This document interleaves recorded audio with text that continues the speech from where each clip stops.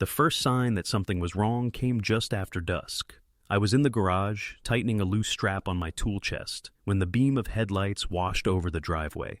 They didn't move on. They idled, silent, steady, like a predator watching its prey. I wiped my hands and stepped outside. A black SUV sat at the curb. Inside, I could make out the silhouette of someone watching. A second later, the engine roared and the vehicle peeled off down the cul-de-sac. That's when I noticed the slip of paper tucked beneath my front door. Bold capital letters screamed across the top. Final notice. Code violation. The so-called violation? My American flag, mounted just above the garage. According to the letter, the HOA president, Karen Miller, claimed it violated aesthetic guidelines. I'd lived here for 5 years, flown that flag since the day I moved in, and no one had ever said a word. Now suddenly it was illegal? I knew Karen. Everyone did.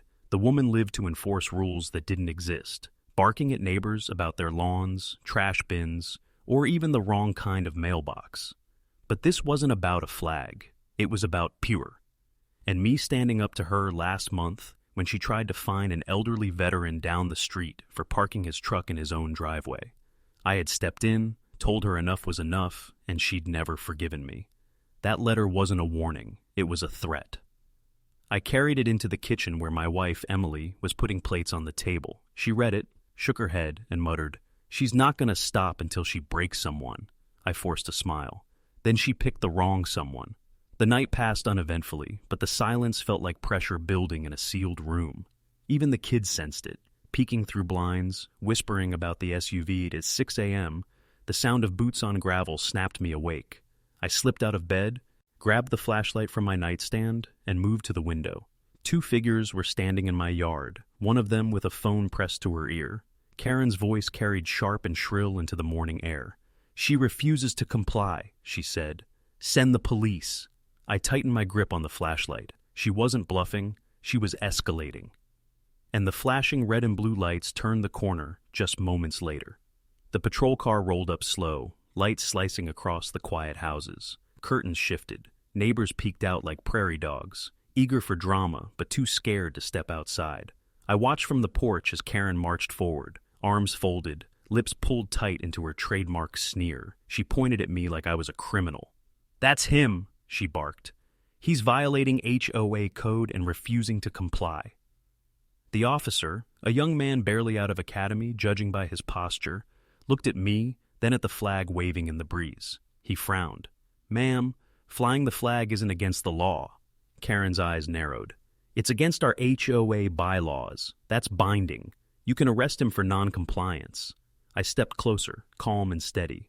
"Officer, she doesn't have that authority, and neither do you in this matter. This is a civil dispute, not a crime. You know it, and I know it." The officer hesitated, clearly uncomfortable. Karen wasn't done. She shoved a crumpled folder at him, filled with papers she'd printed herself. "Read it. Read the rules. He's undermining the community and setting a dangerous precedent." The officer skimmed, then handed it back. "Ma'am, this is not enforceable by police." Her voice rose to a shriek. "So, you're just going to let him mock the law? This is unacceptable. If you won't do your job, I'll call someone who will." The officer gave me an apologetic look, muttered something about keeping things civil, and drove away. The neighborhood was left with the sound of Karen's outrage echoing down the street, but her failure with the police only made her more dangerous. The next morning, I woke to find another notice taped to my mailbox, this time with a $500 fine. The paper wasn't even official HOA stationery. It was a Word document with bold red letters and Karen's signature scrawled at the bottom. Emily shook her head when I showed her. "She's baiting you." "Yeah," I said, "and I don't take bait."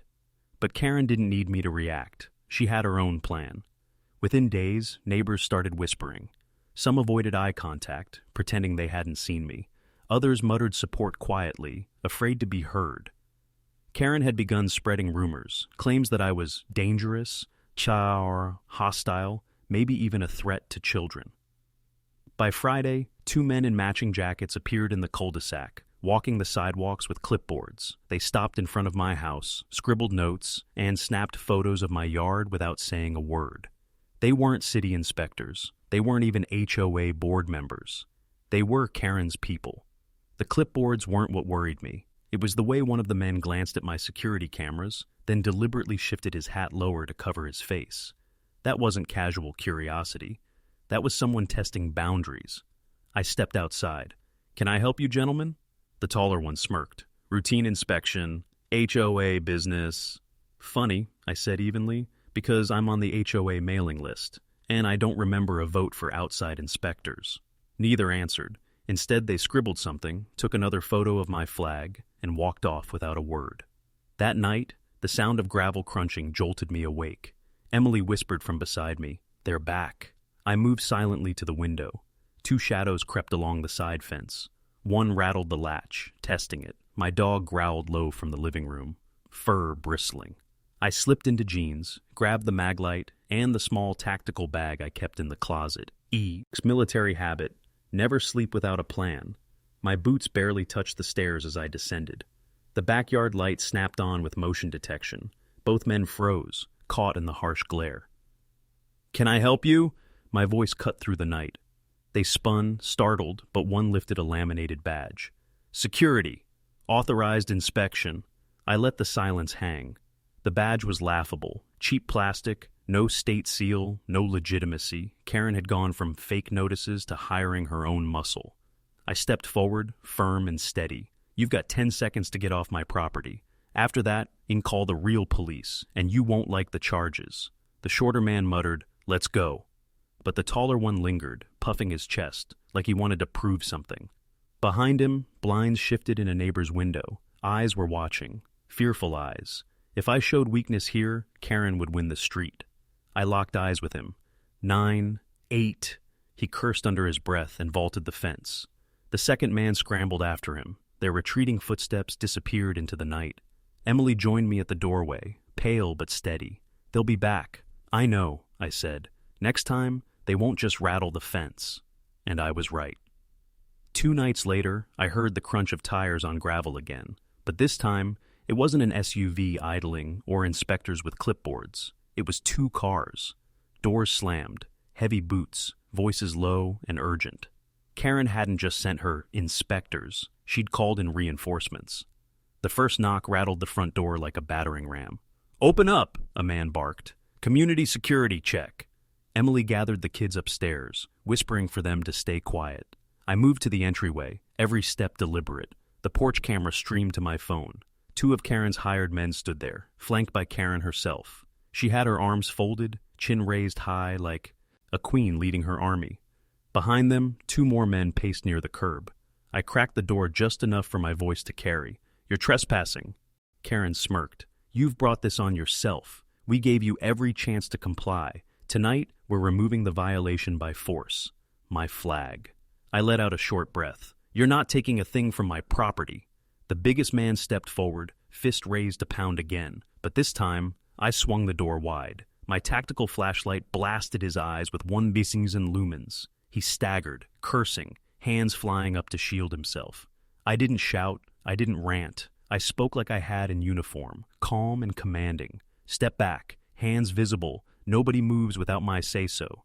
The other 2 froze. Karen's confident smirk cracked into disbelief. She hissed, "Don't just stand there, do something." But they didn't. They'd expected an easy intimidation job, not a man who would plant his boots and stare them down like soldiers on a line. I shifted my stance. "Here's how this goes. You leave now, or I make the call. And when the police arrive, you'll be answering for trespassing, impersonation, harassment, and anything else they decide to tack on." Karen screeched. "You think the police will help you? You're the criminal here." Her shrill echo carried down the street. Neighbors had gathered at windows, some even stepping outside with phones raised, recording every second. The tide was turning. The big man wiped his eyes, muttering, "This isn't worth it." One by one, the others backed away toward the curb. Only Karen stayed, trembling with rage. "You'll regret this," she spat. "I'll ruin you." I stepped closer, my voice low, but sharp enough to cut through her bravado. They thought they could break me, but they didn't know who they were dealing with. And then, sirens. Real sirens. Red and blue lights cut through the night. The men froze mid-retreat. Karen's face drained of color. The police had arrived. The cruiser skidded to a stop in front of my house, 2 officers steppy. out with hands resting near their holsters. The scene was frozen in time, Karen shrieking at me on the porch, her hired muscle retreating but cornered by flashing lights, and half the neighborhood watching from behind glowing cell phone screens. "Step away from the homeowner," the lead officer ordered. His voice carried authority, crisp and unquestionable. Karen immediately lunged forward, waving her folder of fake notices. "Finally, arrest him. He's dangerous, he's defiant, and he's violating our community code." The officer barely glanced at her papers before looking at me. "Sir, are you the property owner?" "Yes." I held out the crumpled violation letter she'd taped to my mailbox. "She's been forging documents, hiring men to trespass on my property, and tonight she tried to take my flag down by force." The officer scanned the letter, then motioned to the hired men. "Badges, identification," one of them mumbled. "We don't have," before being cut off. "Hands where I can see them." The taller man tried to protest, but two neighbors stepped forward, phones held high. "We've got it all on video," one of them said. "They came onto his yard, banged on his door, threatened him. She ordered it." That was the nail in the coffin. The officer snapped cuffs on the two men by the curb, their protest drowned out by the clicking steel. Karen was next. When an officer told her she was under arrest for harassment, trespassing, and filing false reports, she shrieked like a cornered banshee. "You can't arrest me. I'm the HOA president." The officer's voice was steady as stone. "Ma'am, that title doesn't place you above the law." The sight of Karen being led away, still screeching about bylaws and community standards, was the release the neighborhood had been holding its breath for. Windows opened, a neighbor clapped, another muttered, "About time." Emily slipped her hand into mine, eyes shining with relief. "It's over," she whispered, and in that moment, it was. The following weeks brought a wave of change. Karen faced charges for harassment, impersonation, and fraud. Her allies on the HOA board scrambled, but under pressure from residents and legal scrutiny, the entire board dissolved. For the first time in years, the neighborhood exhaled. Months later, the old wooden HOA sign at the entrance of our subdivision was gone, replaced by nothing at all. We didn't need overseers, we needed peace. I still fly my flag, brighter than ever against the morning sun. And every time I see it ripple, I remember that night. The night the bully was dragged away in handcuffs. As the sun set over the cul-de-sac, the only sound left was silence, the kind of silence you earn after a battle won.